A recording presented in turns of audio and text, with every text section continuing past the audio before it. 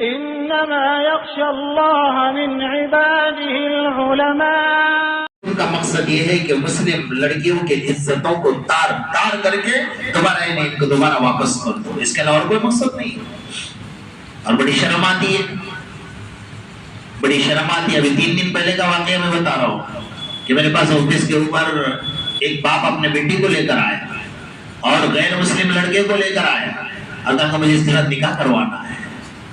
باپ لے کر آ رہا ہے. استغفر اللہ, ہمارے پاؤں کے نیچے سے زمین نکلتی ہے. باپ اپنے لڑکیوں کو سر کا بوجھ سمجھ رہا ہے. شرم سے ڈوبنے کی بات ہے. اپنے گھر کا ماحول درست کرو, اپنے بیٹیوں کو بے پردہ مت رکھو.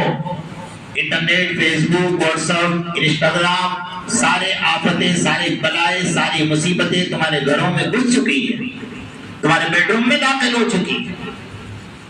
اور ہم لوگ آرام سے پڑے ہوئے, ہمیں کوئی فکر نہیں. بلکہ جو قوم جانوروں کا پیشاب پینے والی وہ اجاگر ہو کر آ رہی ہے, اور جو آب زمزم پینے والی وہ آرام کر رہی ہے. قرآن کے پڑھنے والی قوم جب میری عزت کو لوٹا جائے گا, میری عزت کو تار تار کیا جائے گا, وہ کبھی برداشت نہیں کر سکتا یہ چیز کو. نہ ماں برداشت کر سکتی ہے, نہ باپ برداشت کر سکتا ہے. لیکن ہمیں سمجھ نہیں آ رہی, ہمارا دھیان ہی نہیں ہے ہمارے گھر میں کیا ہو رہا ہے اور کیسے ہو رہا ہے. ایک فتنہ, ایک سیلاب امڑ چکا ہے. اس کو دباؤ, اس کو ختم کرو. جتنا وقت آپ بازار میں دے رہے ہو, جتنا وقت آپ کاروبار میں دے رہے ہو, جتنا وقت آپ بزنس میں دے رہے ہو, اس سے زیادہ وقت اپنی اولاد پر دو. آج کا دور ہوا ہے. اللہ نے قرآن میں کہا قوا انفسکم واہلیکم نارا, اپنے آپ کو, اپنی اولاد کو, اپنے عیال کو جہنم کی آگ سے بچا لو. نہیں بچا رہا ہے. بے پردگی کا بازار عام ہے. اور ہمارے نوجوان ماشاءاللہ شادیوں میں, عورتوں میں کھانے کے لیے, کھلانے کے لیے کھڑے ہوتے ہیں, خدمت میں کھڑے ہیں. ماشاءاللہ کیا کر رہے ہیں؟ بولو نا, خدمت کر رہے ہیں. مرد نظر نہیں آتے ہیں. عورتوں کے کھانے میں جا کر وہاں خدمت کریں گے. تو تمہاری نظریں کہاں ہیں؟ کیا ڈھونگ کر رہے ہو؟ کیا کل قیامت کے میدان میں تمہیں آقا کے سامنے کھڑے نہیں ہونا ہے؟ تمہیں صحابہ کے سامنے کھڑے نہیں ہونا ہے؟ کیا تمہیں اللہ کے سامنے کھڑے نہیں ہونا ہے؟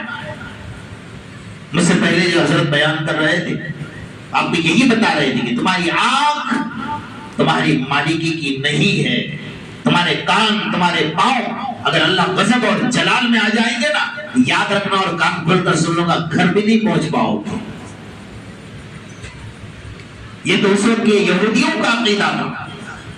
زمانے جاہلیت کے اندر جاہل و کفار اور مشرکین کا عقیدہ تھا کہ میرے آقا کو چڑھ کر سوال کرتے تھے کہ اگر ہم گناہگار ہیں اور ہم غلط ہیں, اگر کفر کی حالت میں, زنا کی حالت میں, شراب کی حالت میں, ناچ گانے کی حالت میں اگر ہم زندگی گزار رہے ہیں, تو ہم اگر غلط ہیں تو تمہارا خدا ہمیں سزا کیوں نہیں دیتا؟ ہم تو گھوم رہے ہیں بازار میں, جیسے 31 منانے کے لیے گھومیں گے بازار میں, ننگے ہو جائیں گے بازاروں.